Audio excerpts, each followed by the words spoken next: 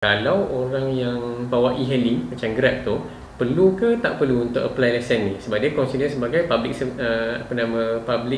service punya vehicle kan. So jawapan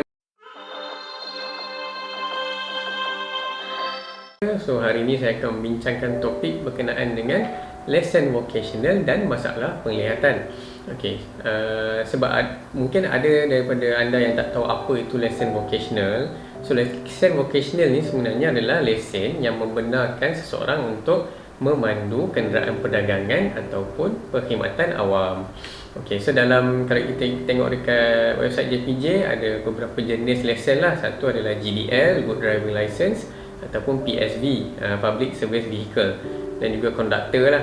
Okey, so untuk apply lesen vocational ni dia memerlukan beberapa syarat untuk dipenuhi sebelum layak untuk apply lesen vocational. Okey, yang pertama sekali, kalau anda buka website JPJ, saya tunjuk kat sini contoh. Tengok kat atas sekali, nombor satu adalah lulus pemeriksaan perubatan. So itu yang paling penting, nombor satu. Dan yang kedua, dia perlulah hadir kelas teori dan juga latihan amali.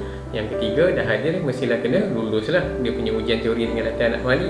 Yang keempat, seseorang tu perlu ada lesen lesen memandu kompeten, CDL, Competent Driving License, sekurang-kurangnya lebih daripada 1 tahun.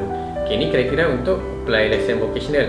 So mesti orang tanya, kalau orang yang bawa e-hailing macam Grab tu, perlu ke tak perlu untuk apply lesen ni? Sebab dia consider sebagai public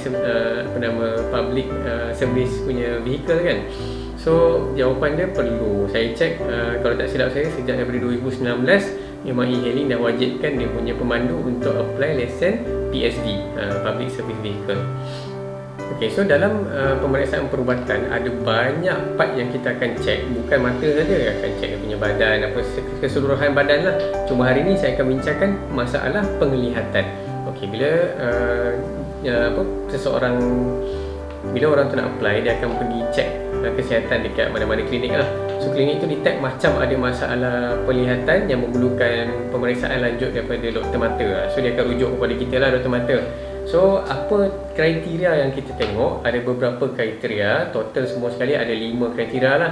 Okey, yang pertama sekali adalah tahap penglihatan.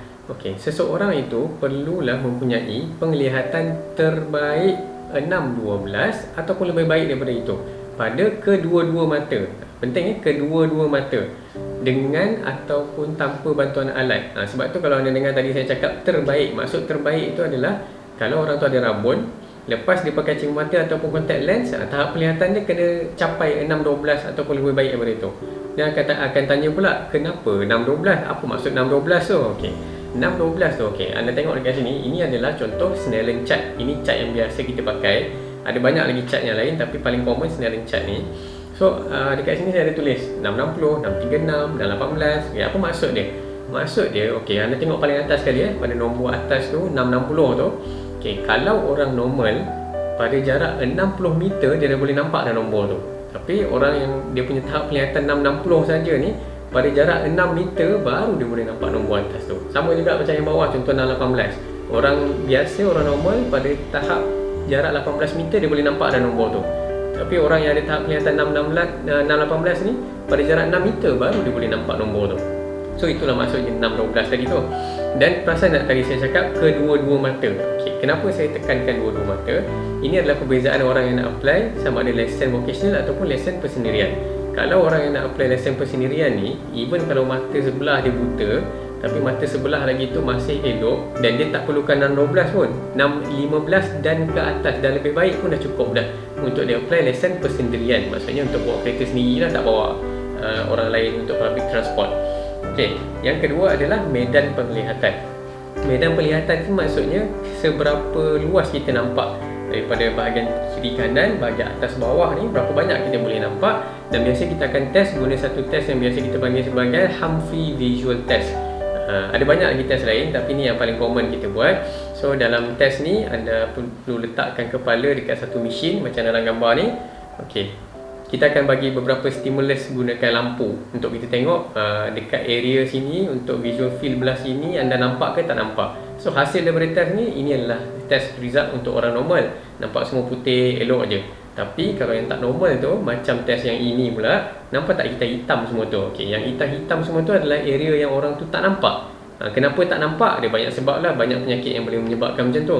So kalau dia tak nampak tu, dalam medan penglihatan melintang 120, maksudnya melintang ni jarak kiri kanan lah. 120 tu maksudnya 60 darjah ke kiri, 60 darjah ke kanan. Dalam jarak ni sepatutnya dia boleh nampak, dia putih, dia tak boleh ada yang hitam tu. Kalau dia boleh nampak dalam medan penglihatan 120 darjah melintang, dan dia boleh lulus. Okey, itu yang kedua. Yang ketiga, tak boleh ada diplopia, ataupun dalam bahasa Melayu dia nampak dua. Objek tu jadi dua. Okey, kalau seseorang tu dia nampak dua diplopia dalam kawasan 40 darjah mata tengok ke depan, ataupun kita panggil sebagai primary gaze. So dia tak layak. Apa maksud 40 darjah ni? Okey, kalau ini titik tengah kita, 20 darjah ke kiri, 20 darjah ke kanan, 20 atas, 20 bawah. Dalam radius 40 darjah ni, dia tak boleh nampak dua langsung. Even kalau contohlah dia nampak dua dekat 40 darjah yang tengah ni, and then biasa kita akan bagi treatment pakai prism glass. Dia pakai prism glass dah okey dah tak nampak dah dua, still tak lepas juga. So maksudnya kalau dia nampak dua dekat 40 darjah, even pakai cermin mata tu boleh jadi elok, langsung tak layak untuk dapat lesen vocational. Okay, yang keempat adalah buta warna. Okay, buta warna ni ada dua jenis. Satu, severe protanopia, maksudnya dia severe red defect, dia langsung tak nampak warna merah. Yang kedua, red green defect. Okay, red green defect ni bila seseorang tu dia tak boleh nak bezakan warna merah dan juga hijau. Dua-dua merah hijau ni dia nampak macam warna kuning grey macam tu je. Untuk dua kategori buta warna ni, rabun warna ni tak layak untuk apply lesen vocational. Yang kelima, yang last sekali adalah rabun malam, atau dalam bahasa medicalnya kita panggil sebagai nyctalopia. Okay, rabun malam ni kita tak ada test yang boleh detect. Kita hanya berdasarkan kepada soalan yang kita tanya kepada pesakit lah. So ini adalah 5 kriteria untuk masalah penglihatan, sama ada anda layak atau tak layak untuk apply lesen vocational. Okay, semoga video kali ini bermanfaat untuk anda semua, dan jangan lupa like, share dan subscribe channel Dr. Mata. Assalamualaikum.